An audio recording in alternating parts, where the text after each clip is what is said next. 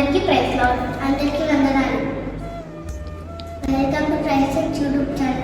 ఈరోజు దేవుడు మీకు చెప్పబోయే వాక్యం ఏంటంటే, నన్ను బలపరచువాని నేను సమస్తము చేయగలను. ఫిలిప్పీయులు 4:13.